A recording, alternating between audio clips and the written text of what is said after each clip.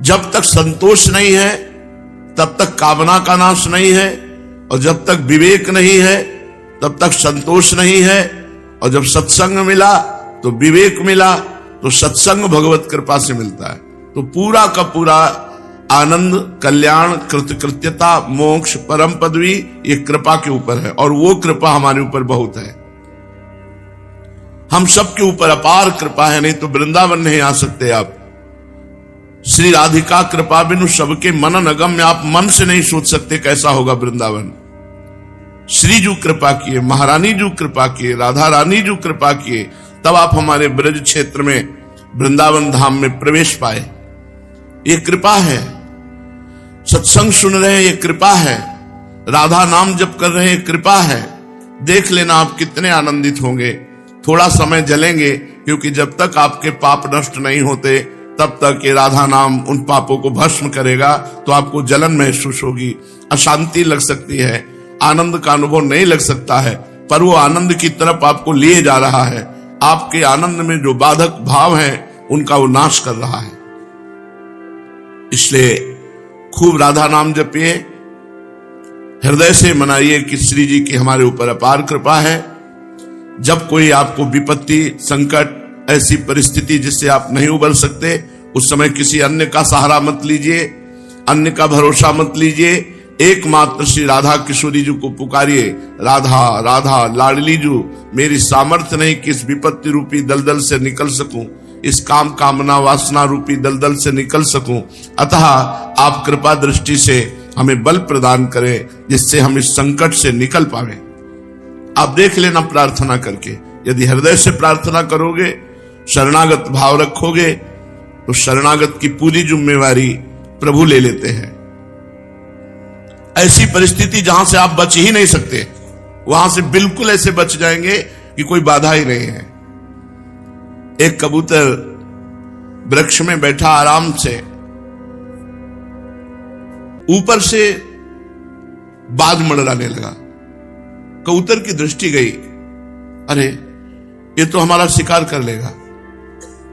नीचे उड़ने की कोशिश की तो देखा बहेलिया बिल्कुल तीर निशाने पे लगाया था। और उसने विचार किया मैं तो मरा, ऊपर उड़ता हूं तो बाज पक्षी मार डालेगा, नीचे की तरफ जाता हूं तो बहेलिया मार देगा, अब तो केवल भगवान ही बचा सकते हैं। पूर्व जन्म का कोई भजन रहा होगा, उस कबूतर को भगवान का स्मरण आ गया, जैसे गजेंद्र को अंतिम समय भगवान का स्मरण आया कि अब तो डूबा, फिर भगवान हरि आकर के बचा लिए। तो यहां घटना घट गई। कबूतर ने भगवान का जो ही स्मरण किया, पूर्व जीवन के संस्कारवश, जो ही सांप निकला एक बिल से, और बहलिया जो कबूतर पर निशाना लगाया था बाण का, उसके पैर में डसा, जे ही डसा सोई बाण छूटा, ऊपर जाकर बाज को लगा, बाज मर गया, सांप ने काट लिया तो बहलिया मर गया। बिल्कुल स्वतंत्र निर्भय कबूतर। यह है भगवान की शरणागति। हरि स्मृति सर्व विपद विमोक्षणम, भगवान का स्मरण मात्र समस्त विपत्तियों से मुक्त कर देता है। कोई उपाय नहीं था कबूतर के बचने का। ऊपर उड़ता तो बाज, नीचे तो बहलिया, निशाना पक्का उसका। लेकिन भगवान का स्मरण किया तो एक क्षण में दोनों मर गए जो उसको मारने वाले थे। सांप के डसने से बहलिया का हाथ हिला और बाण छूटा तो सीधे बाज पर लगा, बाज मर गया। कबूतर स्वतंत्र हो गया, निर्भय हो गया, निशोक हो गया। भगवान के चरणों का भरोसा समस्त विपत्तियों से, हरि स्मृति सर्व विपद विमोक्षणम। पर समस्या यह है कि देहाभिमानी अज्ञानी जीव भगवान का भरोसा न लेकर व्यक्तियों का भरोसा, रुपए का भरोसा, पद प्रतिष्ठा का भरोसा, अपना भरोसा, लेकिन भगवान का भरोसा नहीं। अगर प्रथम भगवान का भरोसा हो जाए तो कर तुम अकर तुम अन्यथा कर तुम सर्व समर्था सा ईश्वरा। प्रहलाद जी भगवान के चिंतन में डूबे हुए जा रहे थे तो एक कुम्हारिन रो रही थी, हे भगवान बचा लो, हे भगवान बचा लो। प्रहलाद जी ने कहा, मैया तू भगवान से विनय कर रही है क्या बचाने के लिए? बोले, मैं बूढ़ी, मेरी बुद्धि काम नहीं की। जिस आग के आवे में बड़ी बड़ी मटकियां पक जाती हैं। मुझे ध्यान नहीं रहा, एक मटकी में 2 बिल्ली के बच्चे थे, मैंने उसी आवे में उसको रख दिया है और आग पूरी बढ़ चुकी है। अब अगर कोई बचा सकता है तो भगवान बचा सकते हैं। कब खोलोगी आवा? कल।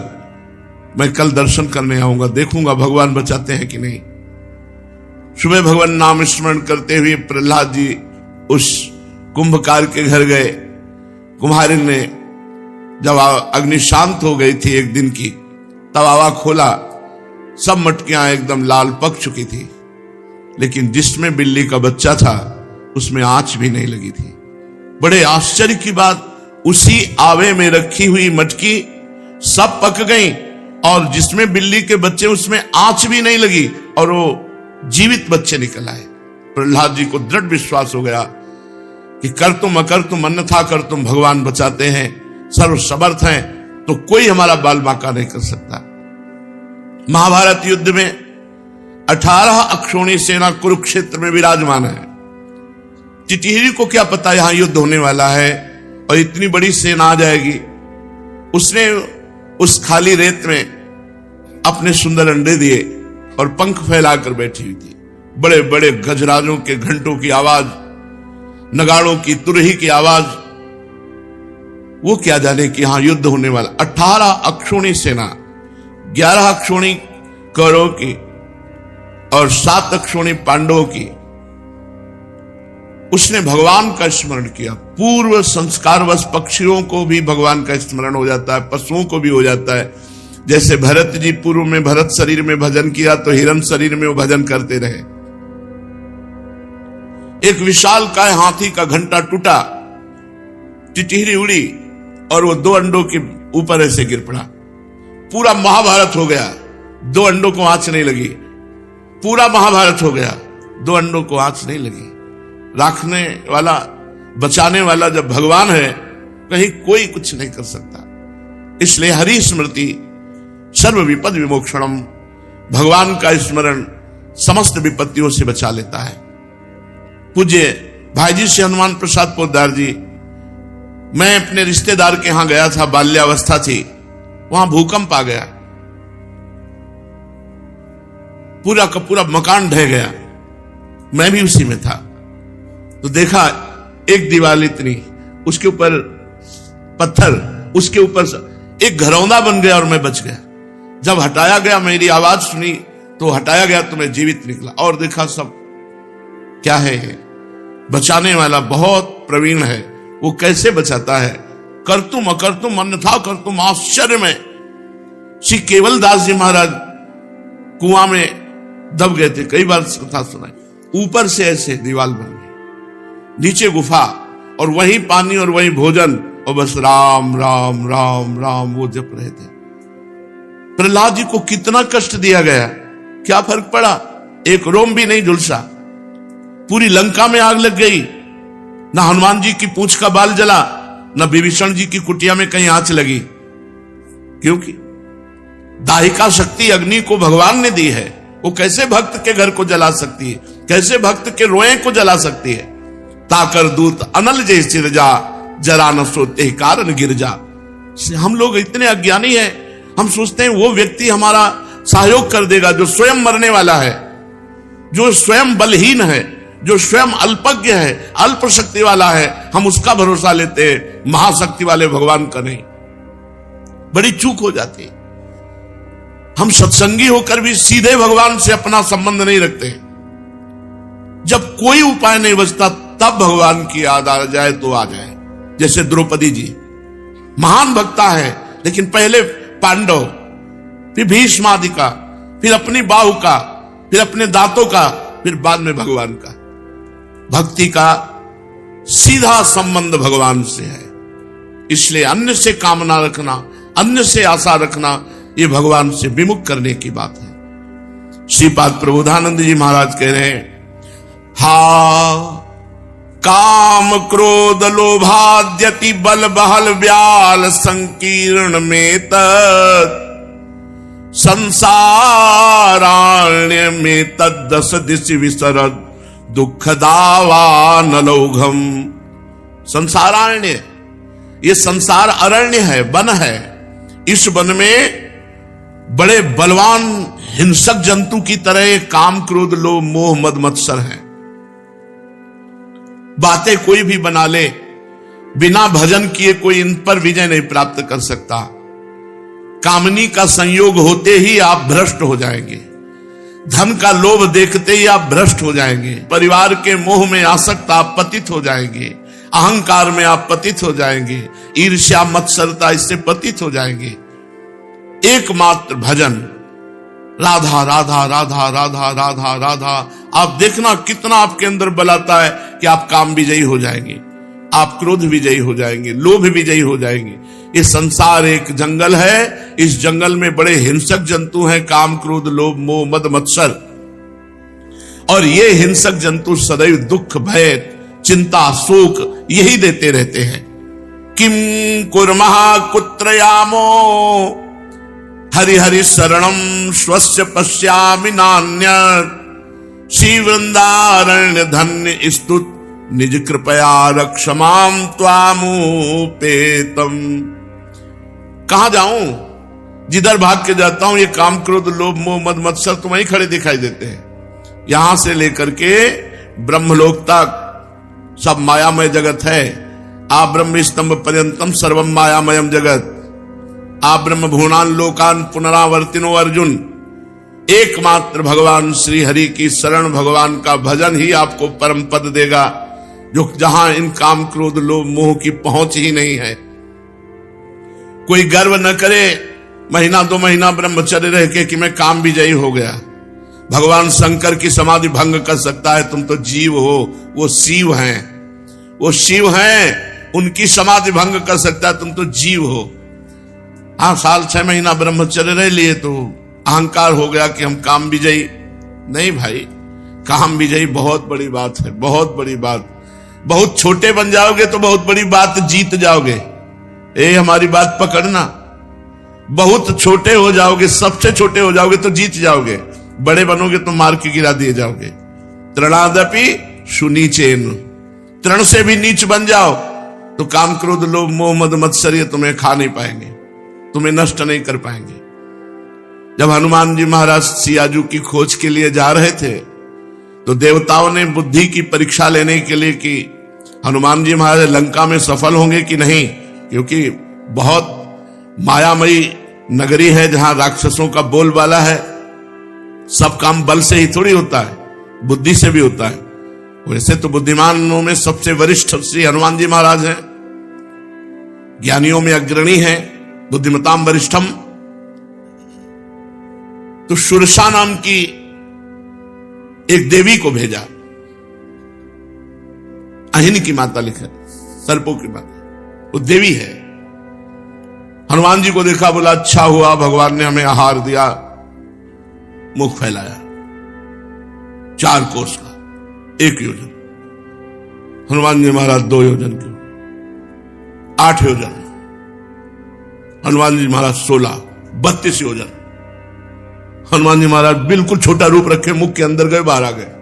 कहा माता आपका यही था ना कि पा जाऊं, तो देखो मैं आपके मुख के अंदर होकर आ गया, अब मुझे आशीर्वाद दो, मैं भगवत कार्य के लिए जाऊं। प्रसन्न हो गए। सबसे छोटा बन जाए तो ये काम, क्रोध, लोभ भी प्रसन्न हो जाते। जाओ भगवान की शरण में जाओ, हम तुम्हें मुक्त किए। ये सरकारी दंड विधान है, ये दंड विभाग है, ये दंड विधान करते हैं। काम, क्रोध ये दंड है, ये अग्नि है जो जलाते हैं हृदय को। भगवान की शरण में श्रीपाद कह रहे किम कुर्मा, मैं क्या करूं जिनसे 6 से बच जाऊं, काम, क्रोध, लोभ, मोह, मद, मत्सर। कुत्र्यामो, कहां जाऊं?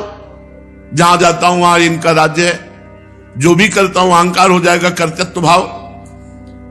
हरि हरि शरणम, हे हरि, हे हरि मैं आपकी शरण में हूं। स्वयं पश्यामि नान्यत्, मेरे को नहीं दिखाई देता कि मैं जीत पाऊंगा, और बिना इनके जीते भगवत प्राप्ति नहीं होती। काम क्रोध मदमान न मोहा, लोभ न क्षोभ राग नहीं द्रोहा। जिनके कपट दंभ नहीं माया, तिनके हृदय बसहु रघुराया। काम क्रोध मद मान मोह इन सब पर विजय प्राप्त। मैं कहां जाऊं, क्या करूं, मुझे कुछ नहीं सूझ रहा जिससे मैं इन महाबली हिंसक, ये हिंसक जंतु के समान है, हिंसा ही करवाते हैं, पाप ही करवाते हैं, नीच कर्म करवाते हैं, कैसे मैं इनसे बचूं। हरि हरि शरणम, हे हरि मैं आपकी शरण में हूं। श्रीपाद कह रहे जब हरि शरणम हृदय ने कहा तो श्रीधाम वृंदावन का रास्ता मिल गया। कहां जाऊं, क्या करूं, इस प्रश्न का उत्तर मिल गया। श्रीधाम वृंदावन आ जाओ, क्या करो, सत्संग करो, राधा नाम जप करो, बिहारी जी राधा वल्लभ जी से आंख मिलाओ। संसार के रूप को देखते देखते गंदी हो गई आंखें, जरा बिहारी जी के रूप को देखो, राधा वल्लभ जी के रूप को देखो, राधा रमण जी के रूप, इनसे आंख मिलाओ, परम पवित्र हो जाओगे। साधारण बात मत समझना, इनके दर्शन करने का सौभाग्य बिरले भाग्यशाली को मिलता है, नहीं मंदिर में जाके देखते हुए भी नहीं देख पाओगे आप। बिहारी जी से आंख मिलाना तुम खिलवाड़ समझते हो। भर रूप माधुरी देखी, दो चार बूंद आंसू आ गए और देखते रहे, प्रभु प्रभु आप हमारे कल्याण के लिए सदैव खड़े रहते हैं। कभी कभी बड़ी पीड़ा होती है हृदय में, बड़ा कोई समाधान नहीं मिलता है। हम बैठे हैं सोफा पे, राधा पी जी खड़े हैं, राधा वल्लभ जी खड़े हैं, राधा बिहारी जी खड़े हैं, हम वहां आराम से बैठे हैं, वो खड़े हैं। उनके चरण नहीं दर्द करते होंगे? 4-4, 6-6 घंटे एक मुद्रा में खड़े केवल आपके सुख के लिए, दर्शन देने के लिए।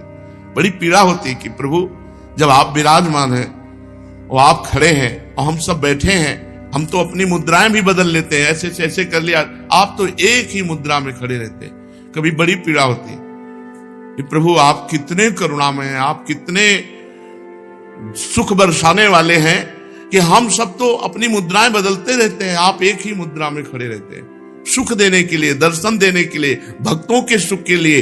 ये भक्तों के सुख के लिए अर्चावतार है भगवान का। श्री विग्रह रूप में साक्षात परमानंद स्वरूप प्रिया प्रीतम विराजमान है, राधा वल्लभ बांके बिहारी राधा रमण जी के रूप में। आ जाओ वृंदावन, करो इनके दर्शन और सुनो सत्संग, फिर कृपा का अनुभव होगा तुम्हें। और इसी कृपा बल से काम क्रोध लोभ मोह मद मत्सर से विजय प्राप्त की जाती है। जासु कृपा सब भ्रम मिट जाई, गिरजा सोई कृपालु रहो जाए। कृपा बल से, शब्द याद कर लो, काम क्रोध लोभ मोह मद मत्सर से विजय पाने के लिए कौन सी ताकत है? कृपा। कृपा। जब सुग्रीव जी को राज्य मिल गया, भगवान वहीं पास में पर्वत पर विराजमान चतुर्मासा कर रहे थे। 4 महीने सुग्रीव जी एक बार भी भगवान की दंडवत करने नहीं गए। तब भगवान ने लक्ष्मण से कहा, सियाजू का कहीं पता नहीं चल रहा, और सुग्रीवो सुधि मोरी बिसारी। क्यों? क्योंकि पावाकोश खजाना पा गया, राज्य पा गया, पत्नी पा गया, सब सुख मिल गया, तो सुग्रीवो सुधि मोरी बिसारी। लक्ष्मण जी ने कहा, अभी जाता हूं, पूरी किष्किंधा को नहीं केवल भय दिखाना है, भय दिखा करके केवल लाना है। लक्ष्मण जी गए, धनुष के टंकार की भयभीत हो गए सुग्रीव जी, क्योंकि पता है कौन है ये। तुरंत हनुमान जी महाराज ने कहा, भयभीत मत हो, मैं चरणों में पड़कर लखन लाल जी को मनाता हूं, जो हम बात बताना चाहते हैं। लखन लाल जी तो भगवान की आज्ञा से केवल भय दिखाने गए थे। तारा श्री हनुमान जी और बड़े बड़े वयोवृद्ध मंत्री जन आकर लक्ष्मण जी के चरणों में गिरे। जब देखा शांत हो गए, तब सुग्रीव जी आए, भगवान के चरणों में गए, प्रणाम किया और कहा, नाथ जीव तव माया मोहा सो निस्तरी तुम्हारी ही छोहा। नाथ, ये जीव आपकी माया से मोहित है, ये तभी उस माया से मुक्त हो सकता है जब आप दुलार करें, आप कृपा करें। आप कृपा न करें तो माया मुक्त हो ही नहीं सकता। नाथ जीव तव माया मोहा, सो निस्तरी तुम्हारी छुआ। मैं माना कि मैं 4 महीने नहीं आया, माया में आसक्त हो गया, लेकिन माया है किसकी? आपकी। आप अगर कृपा नहीं करेंगे तो माया मुक्त मैं नहीं हो सकता। तो श्रीपाद कह रहे इन विकारों पर विजय प्राप्त करने का एकमात्र उपाय कृपा। वृंदावन आओ, दर्शन करो, सत्संग सुनो, नाम जप करो, तो तुम भगवान की कृपा का अनुभव करने लगोगे, भगवान की कृपा पात्र बन जाओगे। और कृपा पात्र कभी माया में नहीं फंसता है, भगवद विमुख ही भगवान की माया उसे फंसाती है।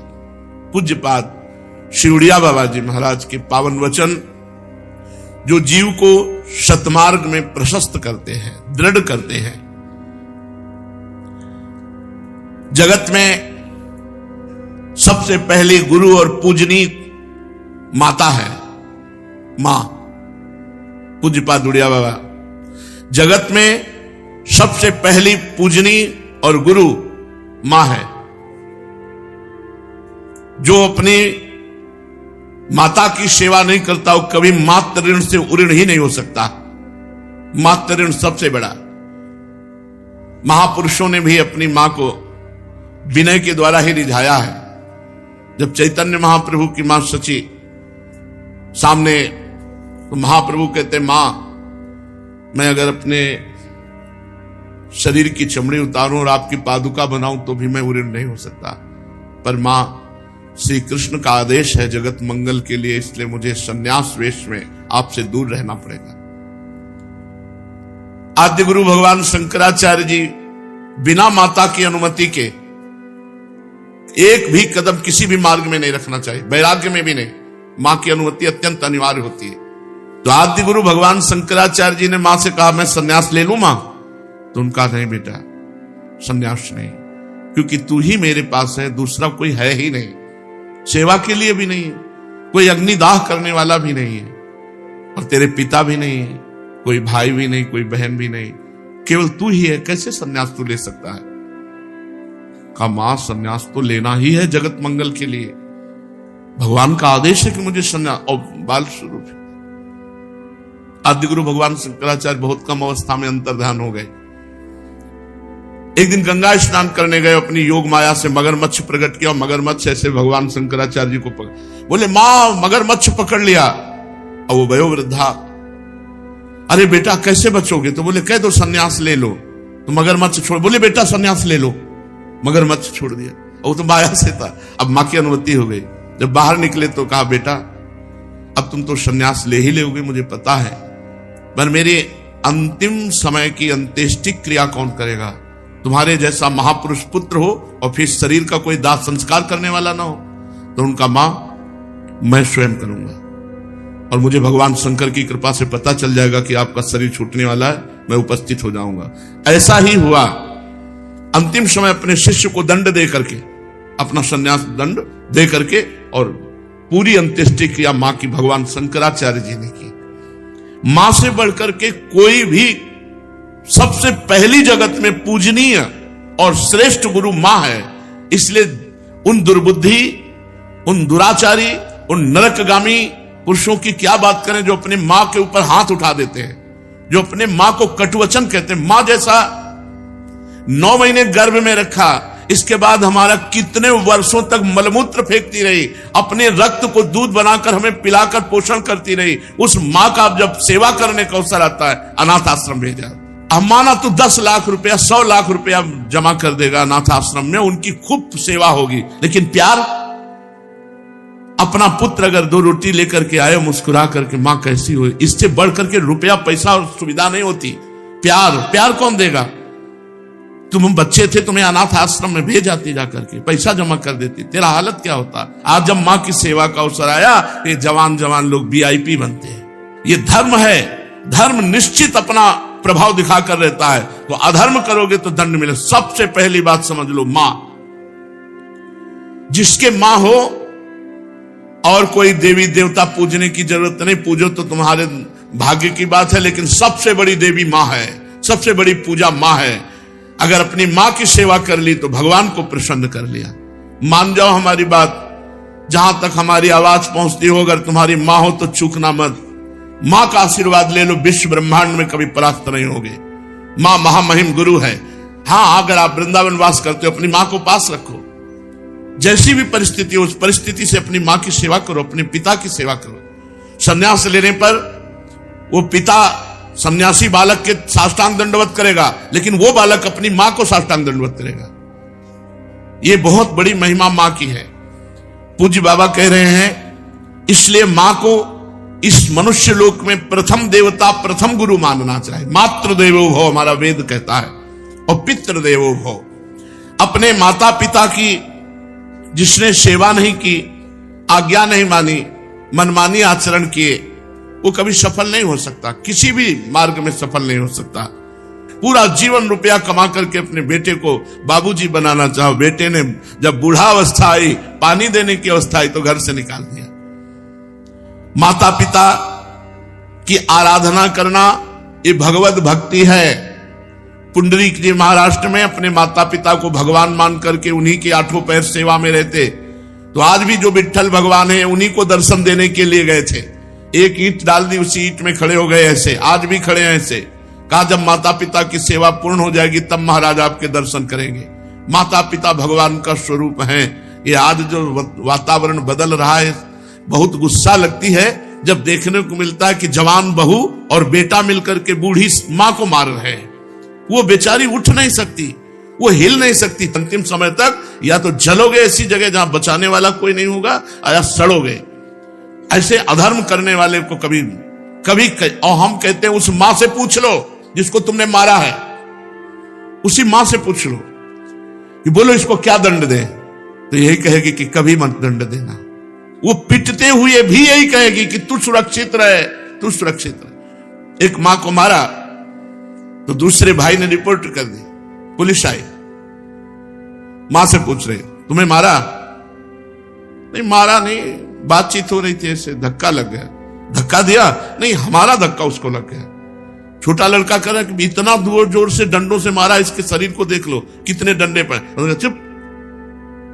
मां का स्वरूप क्या होता है समझो, क्या स्वरूप होता है। पिट के अपमानित होकर भी अपने बेटे को अपमानित और पिटने की इच्छा नहीं है। ऐसी वात्सल्यमयी मां को, ऐसे पिता को जो मेहनत करके कमाते अपने बच्चे का पोषण किया और वो जवान हुए, डंडों से मारते हैं घर के बाहर। अरे राधा राधा, ऐसे दृश्य देखने को मिलते हैं ना। ये खा खा करके सब जवान हुए हो और अब माता पिता की सेवा का अवसर आया तो मुंह चुराए घूमते हो। मुंह चुराने का समय नहीं है, अपने कर्ज उतारने का समय है, ऋण उतारने का समय है। अब माता पिता की सेवा कर लो, मातृ पितृ से उऋण हो जाओगे। हमने आपको कई बार सुनाया है, एक कश्यप नाम के ऋषि थे, महाभारत में है। तो तपस्या परायण थे, तो जिस वृक्ष के नीचे तपस्या कर रहे थे ऊपर बगुली बैठी हुई थी। बगुला जो टांग उठाकर ध्यानस्थ रहता है मछली के लिए, तो बीट ऊपर गिरा करके तो क्रोध भरी दृष्टि से देखा, तत्काल आग लग गई, बगुली भस्म होकर नीचे गिर गई। तप का प्रभाव होता है। अब उनको बड़ा गर्व हुआ कि नहीं, काफी हमसे धो चुके हैं, बगुली भस्म हो गई। उठे भिक्षा के लिए गए तो एक दरवाजे में जाकर भिक्षाम दे ही, तो एक बहू निकली। उसने कहा भगवान कुछ क्षण रुकिए, अभी बना करके लाए। बड़े मृदु वचन से उनका सम्मान करते हुए अंदर गई तो दूसरे दरवाजे से उसका पति आ गया। जब पति आए, पति की आराधना, उनको जल पिलाया, आसन पे बैठाला। फिर इतने में कुछ समय लगा और कहा भगवान आपके घर के दरवाजे अतिथि देव विराजमान है, आज्ञा हो तो भोजन। अरे उनका पहले अतिथि देवो भव, अतिथि की सेवा करो। अब वो गए, इतना विलंब क्यों किया? उनका हमारे पति देव आ गए, तू मुझे समझते नहीं है, इतना विलंब क्यों किया? बोले महाराज जानती हूं उस वृक्ष की बगुली नहीं हूं कि तुम्हारी आंख टेढ़ी करने से भस्म हो जाऊंगी। अब उनके होश उड़ गए कि ये बात तो केवल हम जानते, दूसरा कोई जानता ही। उनका तुम कैसे जाने? बोले मैं अपने पति सेवा के प्रताप से पतिव्रता हूं, मुझे तीनों कालों का ज्ञान है, तुम्हें बिल्कुल ज्ञान नहीं। अभी तुम अज्ञानी हो, अपने को ऋषि भले समझते हो, कश्यप ऋषि नाम था उनका। जाओ, तुम्हें अगर ज्ञान प्राप्त करना है तो जाओ, वहां एक कसाई रहते हैं, वो तुम्हें ज्ञान प्रदान करेंगे। अब कोई संशय नहीं था क्योंकि अलौकिक बात उनको पता है पातिव्रत धर्म से। वहां गए, जिस कसाई का परिचय बचाया था तो मांस बेच रहा था, कोई कहता 2 किलो तो 2 किलो, 1 किलो तो 1, और ओंठ चल रहे थे। तो कहा कैसी गंदी जगह भेज दिया। चलने लगे तो कहा कश्यप ऋषि, पहला आश्चर्य हुआ कि ये तो नाम बता रहा है हमारा, हमने तो अभी कुछ बात भी नहीं की, वो अमुक गांव की पतिव्रता ने भेजा है। अब और आश्चर्य हुआ। कहा हाँ। बोले बस खड़े रहो, मैं अपना व्यापार कर लूं, बस अभी आपके साथ चलता हूं। खड़े रहे, थोड़ी देर में वो बेच दुकान बंद करके। कहा तो उनका पहले ये बताओ इतना निंदनीय कार्य करते हो तुम? तो उनका मेरा जन्म हुआ है इसी कुल में, मैं हिंसा नहीं करता, मैं मांस लाता हूं और बेचता हूं और अपने परिवार का पोषण करता हूं क्योंकि मैं ऐसे कुल में जन्मा हूं। तो उनका तुमको ये कैसे पता चल गया मेरा कश्यप नाम है? बोले आपका नहीं, आपके बाप का, आपके पुरखों तक का हमको पता है। और ये कैसे पता चला कि वो बहू ने आपको कहा है ऐसा? बोले मुझे तीनों काल का ज्ञान है, भूत भविष्य वर्तमान। बोले इतना निंदनीय कार्य करते हो? और तीनों काल का? बोले हर समय नाम जप करता रहता हूं और अपने कुल के अनुसार व्यापार करता हूं, और मेरी प्रधान पूजा, चलो घर देखो।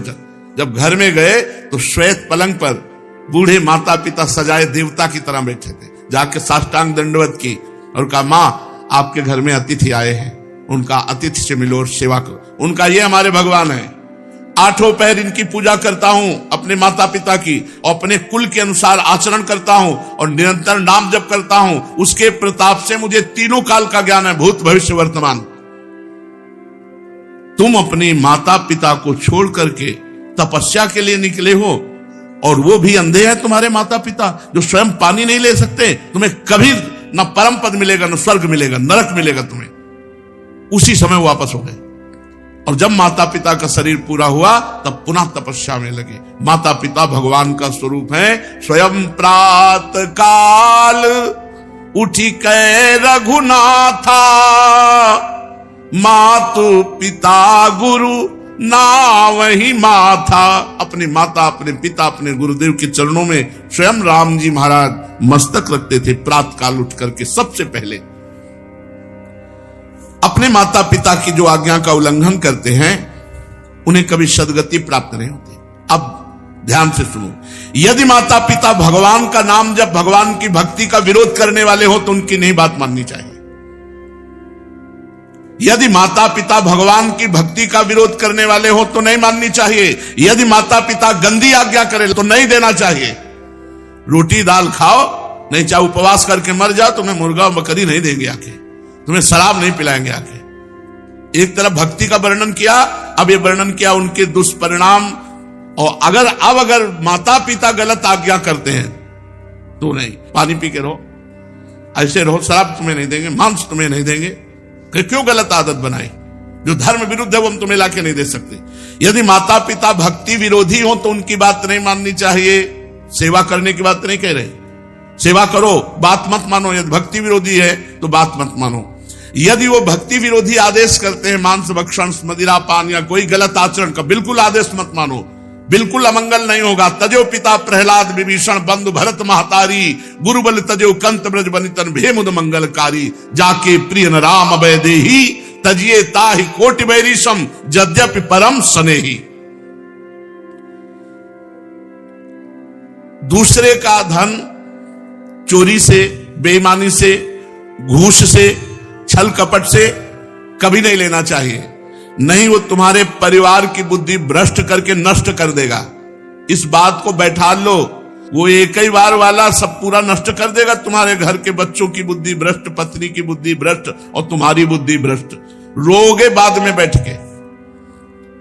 कितने ऐसे उदाहरण हैं। एक बहुत बड़े ऑफिसर पद में थे, फार्म हाउस और क्या क्या, अकेला लड़का, नक्शा था, कई गाड़ियां, सब। अब लड़का धीरे धीरे डिप्रेशन में पहुंचा, अपने हाथ से अपना गला उड़ा दिया। अब बैठे पूरी जिंदगी भर रो, क्योंकि अब बुढ़ापा हो गया है तो अब ये तो हो नहीं सकती कि संतान उत्पन्न हो जाए। अब केवल सोचो कि तुमने क्या क्या किया। अब जीवन भर वही फार्म हाउस और महल और गाड़ियां देख देख के रो कि इनका अधिकारी कोई नहीं है। धर्म से चलो, साइकिल से चलोगे तो भी उन्नति को प्राप्त होगे, आनंदित रहोगे। मान लो हमारी बात। अधर्म का पैसा दूसरे को, निर्दोष को दंड दिया और दोषी को मुक्त कर दिया रुपए के बल से, तो वो सरकारी, आखिरी सरकार जहां किसी की घूस नहीं चलती, वो जब न्याय करेगा तो ऐसी जगह फंसोगे, पूछो मत। एक बड़ा बलवान ऊपर चढ़ा छत पे, और बहुत बड़ा सरोवर था, और जहां उसको कूदना था वहीं नीचे छत बनी हुई थी सीमेंट की, ऊपर पानी था। अब उसको समझा कि पानी ऊपर से कूदा, ऐसे ककड़ी की तरह फट गया। यह है ऊपर वाले का न्याय, किसी और को फाड़ने की जरूरत नहीं पड़ेगी। बुरी दशा आने के पहले बुद्धि बदली जाती है, वहीं गिरोगे, ऐसी जगह फिसलोगे, ऐसी जगह फंसोगे जहां निकलने के चांस नहीं रहेंगे। अवश्य में भोक्तव्यम कृतम कर्म शुभाशुभम। धन दिमाग में भरे हुए हो, अगर धर्म से धन कमाओगे तो माना कि आप बहुत गरीबी से चल सकते हो, लेकिन आपके पुत्र, आपका परिवार सुसज्जित तेजोमय होगा।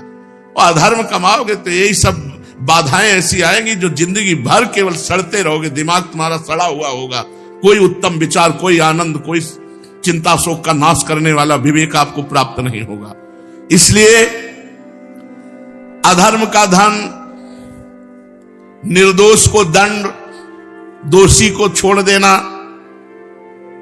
इसीलिए बहुत बच के अपने जीवन को चलाओ। केवल धन ही और जीना ही काफी नहीं है, मरना भी है आगे, और मर के फिर जाना है दरबार में सरकार की, और उसका हिसाब होना है। यही केवल हिसाब नहीं होता है, यहां तो नॉर्मल हिसाब है। एक एक सेकंड का हिसाब सेकंड के कम हिस्से में हो जाएगा। चित्रगुप्त तुम्हारे मन में बैठे हैं। ये चित्रगुप्त वो है जो तुम्हारे मन रूपी सीसी कैमरे में पूरे अनेक जन्मों की सीन सहित सब बातें भरी है। उसी को तो नाम जप मंत्र जप से डिलीट कर आ जाता है। जब नाम जप मंत्र जप करते तो सामने छा जाता है। इसलिए भाई, अधर्म के धन से बचो, क्योंकि ये बुद्धि भ्रष्ट कर देता, परिवार को नष्ट कर देता है। ये बात अपने दिमाग में बैठा लो। अधर्म से दूसरों का धन लेने वालों, छल कपट करने वालों, ये बात को समझ लो। चाहे जिस पद प्रतिष्ठा पे हो, वो धन तुम्हारे लिए नाश का कारण बनेगा। मान लो, ये बात मान लो, प्रार्थना मान लो, नहीं आगे परिणाम देख लेना। कोई नहीं देख रहा, लेकिन तुम तो देख रहे हो, तुम देख रहे हो। कोई गवाही नहीं, लेकिन तुम गवाही हो। यहां जैसे वो जो जिससे गुप्त बात पूछनी होती, उसको वो दबावा दे करके वो मशीन में डाला जाता कि वो वही बोलेगा जो सत्य है। नहीं, वो हमें नारकोटिक, हाँ जो भी ऐसे, वहां नारकोटिक की जरूरत नहीं, वहां बोलोगे ही सत्य, और तुम्हें बोलने का अवसर ही नहीं मिलेगा। केवल यस यस, एक सेकंड के हिसाब में अनंत जन्मों का हिसाब करने की सामर्थ्य रहती। तुम्हारे सामने शील चल रही, तुम स्वीकृति देते चले जा रहे हो। बस ये चल सुअर बन, गधा बन, अब गए सुअरी की कोख में, अब भोगो। अवश्य में भोक्तव्यम कृतम कर्म शुभाशुभम। भाई सावधान, ये कर्म भूमि है, जो कर्म करोगे तुम्हें भोगना। और हम खुल के इसलिए कहते हैं कि तुम्हारे दिमाग में पहुंच जाए, तुम्हारे दिमाग में समझ में आ जाए। और ये मत सोचना कि दान दे देंगे तो हम पवित्र हो जाएंगे, डबल पाप लगेगा। अगर भजन करने वालों को अधर्म का धन दान किया तो उनकी बुद्धि भ्रष्ट हुई, उनका भजन मारा गया और नरक जाओगे। अधर्म से कभी भी धर्म की पूर्ति हो ही नहीं सकती। फिर बिल्कुल पक्की बात समझ लेना। ये मत सोचना कि बेईमानी करके हराम के जितने मनावे कमाओ, उसके बाद थोड़े बाबा जी को दे दिए तो हम चक्का आनंद लेंगे। बाबा जी को अगर आप दोगे तो उनकी भी बुद्धि भजन से विपरीत जाएगी, उसका भी पाप तुमको लगेगा। इसलिए वो राधा बाबा कहते थे कि ईमानदारी का पैसा यहां देना हमें।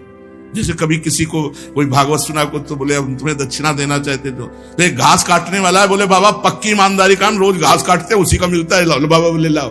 एक संत को देखा जो पैर का रिक्शा जब चलते थे तो उसी ऐसे खड़े हो जाते, ला रे। बोले बाबा हम गरीब आदमी, बोले ला, तू 50 पैसा दे देता या 1 रुपया, वही बस ले। कि वो पसीना चुआ रहा है, मेहनत कर रहा है, वो 50 पैसा 1 रुपया दे। आजकल प्रायः लोग शॉर्टकट से धनी बनना चाहते हैं। कितने जन आत्महत्या कर रहे हैं। मोबाइल में वो एडवर्टाइज भी आती है, अब नए नए लड़के और जितने सब हैं करोड़पति बनने के लिए रुपया लगाए चले। माता पिता की पर्स खाली करके वो मोबाइल में वो जुआ गेम ले परेशान है। अनंत ब्रह्मांडों का स्वामी अपने आप को दांव में लगा दो, वो अपने आप को दे देंगे, वो अपने आप को दे देंगे तो अनंत ब्रह्मांड तुम्हारा। तभी कहते हैं बिना दस्तखत के जब जो जरूरत होती है, मांगना नहीं है किसी भी तरह का। आप सत्संग सब सुन रहे हैं, किसी भी तरह का यहां कोई फ्रॉड आपको नजर आता हो कि ऐसे तो कहते हैं कि मैं लेता नहीं हूं, पीछे बैग में ले जाते हैं, लेता कोई खड़ा होकर बता दे, आप दे दोगे हाथ उठा करके। ऐसे किए तो भिक्षुक हैं, बाबा जी हैं, ये बिजली का बिल हमारे घर में बिजली नहीं पैदा होती, इसकी भी फीस लगती है, इसका अगर आप दे देते हो तो आराम से बैठे हो, चल रहा है, और जब कट जाएगा तो दीपक जला के सत्संग करेंगे, माइक हटा के करेंगे, आ जाता है तो दाल रोटी हो जाती है, ज्यादा आ जाता है तो सब्जी भी बन जाती है, आ गया तो जो जैसी व्यवस्था भगवान कर दिए उससे कोई ये नहीं कह सकता कि मेरे से मांगा गया। और भगवान की कृपा से सब कुछ चल रहा है। हमारा अगर जीवन भगवान में अर्पित है तो जिन्होंने अनंत ब्रह्मांड बनाया वो हमारी व्यवस्था नहीं करेंगे क्या? यार तुम्हारे द्वारा व्यवस्था चलेगी। कई बार राधा केल कुंज में यही सत्संग में कहा, तुम्हें भगवान की कसम है अगर तुम्हें लगता हो मेरे द्वारा राधा केल कुंज चलती है तो कभी 50 पैसे भी आमद चढ़ाना, कभी नहीं, ये भगवान से चलता है। देखो कैसे चलता है, ऐसे चलेगा बिना पेट्रोल के, बिना ड्राइवर के। पुष्पक विमान में लगता था क्या ड्राइवर? पेट्रोल लगता था। अरे राधा केल कुंज भी चल रही है, उन्हीं से चल रही, उन्हीं से चल, कैसे चल रही? दिमागों में चल रही, हृदय में चल रही, सबका भरण पोषण हो रहा है। चलते हैं श्रीमद् भागवत महापुराण। भगवान श्री कृष्णचंद्र जी के घूंसे से जामवंत जी की स्मृति जागृत हो गई। लंकिनी ने कहा, ए छुप के जा रहा है, तुम्हारे जैसे चोरों का आहार करने के लिए मुझे यहां लंका की सुरक्षा में रखा गया है। हनुमान जी नजदीक गए, ये घूंसा मारा, जो ही घूंसा मारा तो कहा, तात मोर अति पुण्य बहुता। घूंसा लगा, बोले बड़े पुण्य। स्मृति जागृत हो गई। मुठिका बार महाकप हनी, रुधिर बमत धरनी धर्मनी, पुण्य संभार उठी सो लंका, जोरी पान कर बेस। जब रावण ब्रह्म भर दीन्हा, चलत बिरंच कहा मोई चीन्हा, विकल हो सित कप के मारे, तब जाने निश्चल संहारे। तात मोर अति पुण्य बहुता, देखो नयन राम कर दूता। तात स्वर्ग अपवर्ग सुख धरी, तुलाए कंग तूलन ताय सकल मिली, जो सुख लव। हनुमान जी ने प्रवचन नहीं किया था, स्मृति जागृत हो गई। घूंसे से स्मृति जागृत। मैं आज धन्य हो गई भगवान के दास का दर्शन। जय जामवंत के कितने दिन युद्ध हुआ था जानते हो? 28 दिन। दिन रात कोई चाय नाश्ता भोजन नहीं, बराबर घूंसा चल रहा है। इष्ट देव और आराधक साधक जो भगवान की निरंतर ध्यान मुद्रा में रहते जामवंत जी, वो आराधक और उनके आराध्य देव भगवान श्री राम घनश्याम के रूप में 28 दिन तक घूंसा चलता रहा। जामवंत की रग रग दर्द करने लगी, बोले मुझे स्मृति आ गई। क्या? आप मेरे राम जी हो। मैंने देखा है प्रभु आपकी भ्रकुटी टेढ़ी हुई तो समुद्र कनक थार भर मणिगण नाना, विप्र रूप आयो तजमाना। मैंने देखा है प्रभु आपने संपूर्ण लंका को विध्वंस कर दिया। आज मेरे वही राम जी श्याम जी के रूप में विराजमान है। मैंने पहचान लिया। जब पहचान लिया और चरणों में साष्टांग गिरे तो भगवान श्री कृष्ण ने अपना परम कल्याणकारी शीतल कर कमल उनके मस्तक पर जे ही स्पर्श किया, जाम्बवान की पीड़ा चली गई। जाम्बवान से भगवान ने गंभीर वाणी में कहा, ऋक्षराज जाम्बवान जी, हमारे ऊपर मणि का कलंक लगा था, इसलिए मैं गुफा में आया था। जाम्बवान जी ने कहा, प्रभु आप हमें कृतार्थ करने आए थे। भगवान की पूजा की और कहा, ये मणि दहेज में और ये कन्या आप स्वीकार कीजिए। जाम्बवती जी को भगवान श्री कृष्ण के कर कमल में समर्पित किया। अब यहां भगवान श्री कृष्ण जिन द्वारिका वासियों को कह गए थे कि रुकना जब तक हम वापस ना आए, एक को नहीं थे। जब प्रेम का वर्णन होता है ना, तो श्री कृष्ण लीला में 3 लीलाएं हैं, द्वारिका लीला, मथुरा लीला, ब्रज लीला, वृंदावन लीला। तो उसी ब्रज लीला के अंतर्गत है। तो कहा जाता है द्वारिका लीला से श्रेष्ठ मथुरा लीला, मथुरा लीला से श्रेष्ठ ब्रज लीला, ब्रज लीला से श्रेष्ठ वृंदावन की लीला। इसे कोई टाल नहीं सकता। अजगर मुंह फैलाए बैठा है अघासुर। सखा कह रहे हमें लगता है गुफा है, एक कहता हमें तो लग रहा है अजगर का मुंह है। ये कह रहा चलो घूमते हैं अंदर चल के। और बोले अजगर सही में हुआ तो? अरे बोले श्री कृष्ण है ना, श्री कृष्ण के बल पर अघासुर के मुख में घुस गए ताली बजाते हुए सखा। और वहां श्री कृष्ण गुफा में कह रहे हैं कि मैं अकेले जा रहा हूं। 2-4 साथ जाते, एक को नहीं। बोले कि रुको रुको प्राणनाथ, आप अकेले नहीं जाओगे। और कहा यहीं रुकना, एक को नहीं थे। जब गुफा के बाहर आए, एक भी द्वारिकावासी नहीं था। ये मथुरा, वृंदावन, ब्रज, फिर द्वारिका। जब प्रेम लीला की बात आती तो वृंदावन, ब्रज, मथुरा, द्वारिका।